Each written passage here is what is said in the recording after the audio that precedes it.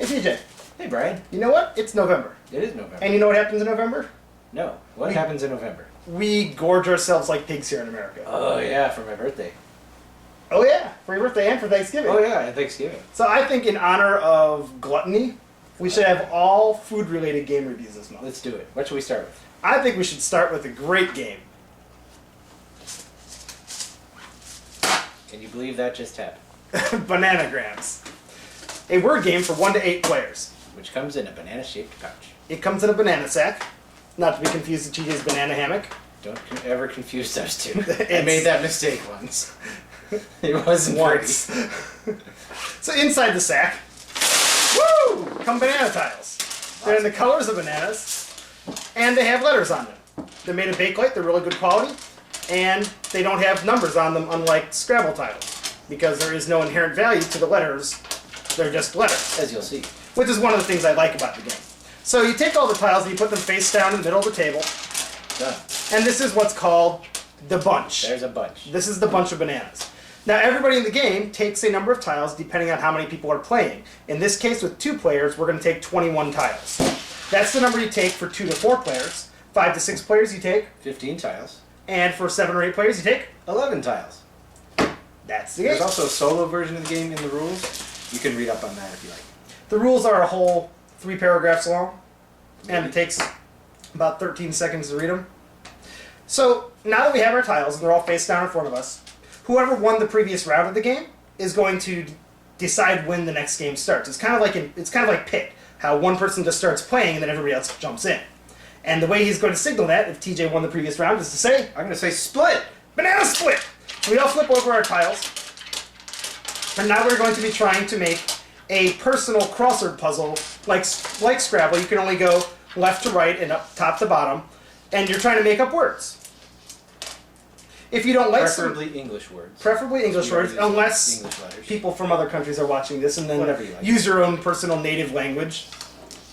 Assuming you use... A language that all players are familiar with. Genius. It helps. It does help. If you don't like some of the letters, no fear. You can actually exchange them to the middle, into the bunch, by dumping them. Dump. When you dump a tile, you have to take 3 in return as a penalty. So if you get stuck with all the Q's and V's and X's and you don't know what to use them for, you can do that. When somebody runs out of tiles on their side, let me quickly finish mine. Go ahead. We'll pretend you're done. Very nice. I say peel. Then everybody else has to peel a tile out of the bunch and add it to their crossword puzzle. That's more letters that you have to complete your whole puzzle with. Mm-hmm. There might be a bunch of peels right in a row, so you might have to draw 2 or 3 tiles and incorporate them. You are allowed to change and alter your crossword puzzle as many times as you like and as drastically as you like. If you just want to take the whole thing and mix it all up and start over again, you're more than welcome to. Now the peels keep on going on whenever people run out of tiles until there are less tiles in the middle of the table than there are people playing the game. So if I were to say peel here with 2 tiles, we each take 1. And then I finish it up at this point, I would say, bananas! By saying bananas, I win the round. As soon as somebody says bananas, everybody stops what they're doing. But! And they look at the person playing the bananas. So TJ's going to look at my words now, and if he sees any word he doesn't think is an actual word... Hydrococtamu. I don't think that's a word. So he gets to challenge it if you would like, and you just use any dictionary you have sitting around. There's no specifics in there, or just general knowledge of players. If nobody's ever heard of it, you just kind of come to a consensus as to whether it's a word or not. Now, hydrococtamu is not a word. So I am the rotten banana, and all of my tiles now go back in the middle of the table, and play continues until somebody else finishes. If it was just us 2 playing, TJ would win that round because obviously I'm not playing anymore. You get 1 point per round, and the game suggests doing best person who gets 3 points first wins the game. It's a great game. We play it all the time. It's real easy to carry. You can stick it in your glove box. You can put it anywhere. Your banana can literally fit in anything. Don't go there. That's what she said. He went there.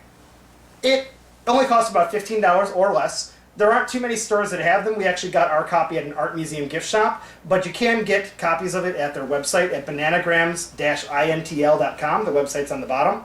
And for more information, go to BoardGameGeek.com. You'll find information, people that can trade for them, or just prices and availability online there. Actually, in actuality, you probably could just take apart a copy of Scrabble from a Goodwill store and make your own game, just play by the rules that are in there. Just ignore the numbers. Just ignore the numbers. I love the game. I always hated about Scrabble the fact that letters had point values, and so therefore certain words would become worth more just based on that. This one, someone who only uses 3-letter words has just as good a chance as winning as somebody who uses gigantic long, like, SAT words. It's a great game to play for just a short period of time. You can play as many rounds as you like. We usually just keep playing until somebody gets tired. So it's a great filler game.